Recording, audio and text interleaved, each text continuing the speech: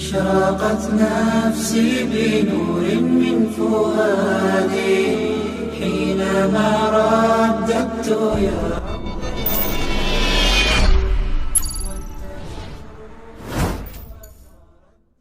Ada satu perang yang sangat penting dalam 5 Hijriah, yang perang ini kelak akan dikenang sebagai salah satu peperangan yang paling sulit di dalam Islam. Ada yang tahu namanya? Namanya Perang Khandaq. Perang Khandaq artinya perang parit, terjadi pada 5 Hijriah, dan ketika itu 10.000 orang-orang kafir Quraisy mengumpulkan pasukan Ahzab namanya. Ahzab ini artinya apa?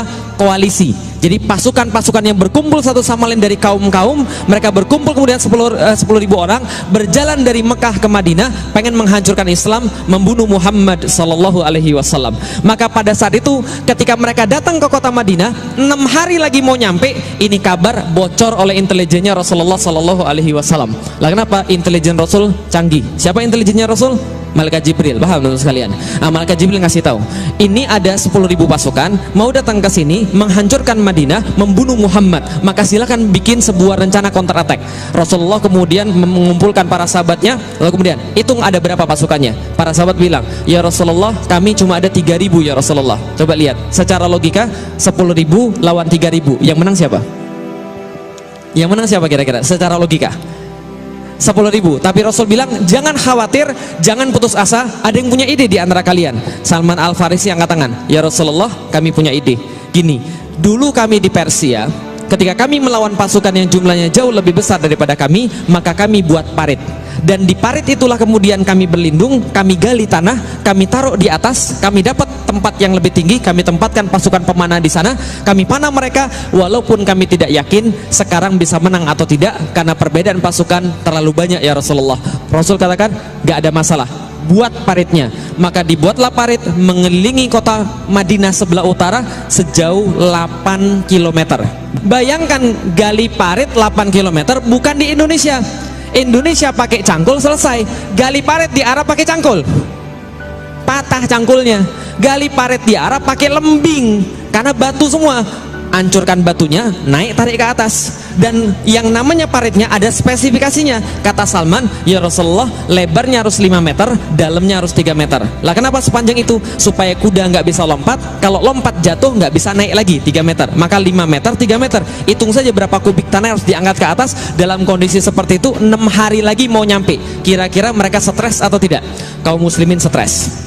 Lah kenapa stres? Jumlahnya cuma 3.000, gali parit 8 km, 6 hari lagi pasukan nyampe, itu pun belum tentu menang. Dikisahkan panasnya luar biasa, secara jumlah mereka kalah, dan makanannya menurut salah satu riwayat, orang muslim disuruh celupin tangannya, kemudian tangannya celupin di air itu, diangkat, kemudian masukin ke gandum, maka gandum yang nempel di tangannya itulah dijilat untuk kemudian seharian. Bisa dipahami teman sekalian? Kira-kira gimana kondisinya? Sangat mencekam sekali. Wajar saat itu ada orang-orang yang bilang sama Rasulullah, ya Rasul, saya mau izin pulang dulu ya. Lah kenapa? Ini istri saya di rumah. Bukankah di dalam Islam seorang suami harus ngurus istrinya? Sudah salah pakai dalil pula, paham teman sekalian? Pulang nggak balik lagi. Ya Rasulullah, saya mau pulang. Lah kenapa? Anak-anak saya belum makan ya Rasulullah. Bukankah seorang ayah adalah tanggung jawabnya mengurusi anak-anaknya? Kabur, nggak balik lagi. Sudah salah pakai dalil. Yang bersama Rasulullah pada saat itu cuma tertinggal 2 tipe orang. 1 yang benar-benar beriman, 2 Yahudi yang terpaksa. Loh kok ada Yahudi di situ? Yahudi itu memang licik luar biasa. Dari dulu sifatnya kayak begitu. Lah kenapa? Mereka bilang sama Rasulullah, kami akan membantu karena kami warga Madinah. Ternyata mereka sudah kong kali kong sama pasukan Ahzab. Mereka bilang, nanti kalau kamu datang, kamu akan serang kaum muslim dari depan, kami akan ganggu istri-istri mereka dan anak-anak mereka, kami akan ancam bunuh, dan kami akan ancam mereka untuk diperkosa, sehingga mereka tidak tenang. Maka muncul di dalam Al-Quran dalam surat Al-Ahzab menggambarkan peperangan ini, ja'akum min fawqikum wa min asfala minkum, dan ketika datanglah kemudian mereka dari depan kalian dan dari belakang kalian, itzagatil absara, ketika kalian bergetar pandangannya, wa balagatil qulubul hanajir, dan sampai kemudian jantung sampai ke tenggorokan, wa tadzunnuna billahi dzununa, dan Anda banyak prasangka pada Allah Subhanahu wa taala. Allah sudah pergi meninggalkan kita, Allah nggak perhatian lagi pada kita, kita tidak akan dimenangkan oleh Allah Subhanahu wa taala. Ini yang kejadian. Maka ketika menggali parit, ada 2 yang tersisa. 1 kaum muslimin yang benar-benar beriman, 2 Yahudi yang terpaksa. Dalam kondisi inilah ada yang nanya pada Rasulullah ketika lagi istirahat, ya Rasulullah, besok yang kita taklukkan kira-kira yang mana dulu? Konstantinopel atau Roma? Faham sampai di sini? Coba lihat baik-baik. Mereka lagi ada di mana? Lagi ada di mana mereka? Di Madinah. Lihat ya, betapa kemudian mental para sahabat luar biasa. Mereka lagi ada di mana? Madinah. Konstantinopel, Roma. Pertanyaan saya sederhana. Sahabat sudah pernah pergi ke kota Konstantinopel? Belum. Sudah pernah lihat Konstantinopel? Belum. Belum pernah pergi, belum pernah lihat. Yang sahabat tahu itu adalah kota yang terbaik, Konstantinopel. Yang kedua kota terbaik adalah kota Roma. Belum pernah pergi, belum pernah lihat, belum pernah ke sana. Kalau sekarang ke sana saja, Anda dari Madinah pergi ke Konstantinopel itu 3,5 jam naik pesawat. Zaman dulu mereka nggak pernah pergi, nggak pernah lihat. Yang mereka tahu cuma itu tempat paling bagus, paling indah, paling kuat di dunia kotanya. Pertanyaannya pada Rasulullah, ya Rasulullah, yang mana dulu akan kita taklukkan, Konstantinopel atau Roma? Bisa dipahami maksudnya? Mereka lagi ada di Madinah, nggak pernah ke sana, nggak pernah lihat, dan besok 6 hari kemudian mereka akan menyambut pasukan berapa? 10.000. Mereka harus gali parit berapa panjang? 8 kilo. Lebarnya 5 meter, dalamnya 3 meter. Dan makannya gandum kemudian yang lengket di tangan dijilat untuk seharian. Nanyanya pada Rasulullah, yang mana duluan yang akan kita taklukkan, Konstantinopel atau Roma? Bagaimana reaksinya orang Yahudi? Yahudi langsung bilang, kayaknya Muslim sudah mulai gila. Lah kenapa? Kayaknya kepanasan ini, kurang makan ini kayaknya, halusinasi mereka. Besok udah mau mati, 10.000 nyerang, ini parit aja belum jadi. Yang mereka pikirin Konstantinopel dan Roma. Gila ini orang Muslim.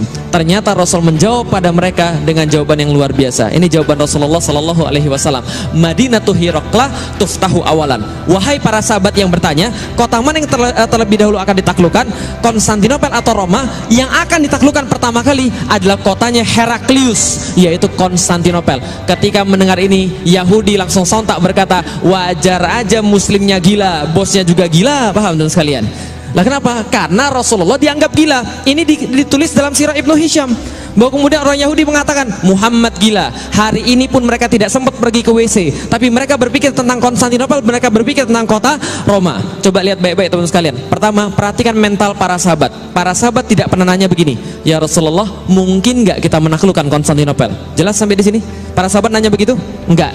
Yang ditanya oleh para sahabat adalah yang mana duluan. Artinya di dalam kepalanya dua-duanya sudah pasti takluk. Cuma dari tadi penasaran yang mana duluan. Dan Rasulullah Shallallahu Alaihi Wasallam nggak menjawab begini, udah jangan mikirin jauh-jauh, bapak lu aja belum masuk Islam, udah jangan mikirin jauh-jauh, makan aja susah. Enggak. Yang Rasul berikan pada mereka, lihat, ketika kekurangan makanan, ketika kekurangan bala tentara, ketika kekurangan segala macam, yang Rasul berikan pada mereka bukan bala tentara, bukan makanan, bukan persenjataan. Yang Rasul berikan pada mereka adalah visi. Kalian akan menaklukkan kota Konstantinopel. Singkat cerita, peperangan Ahzab dimenangkan oleh kaum muslimin.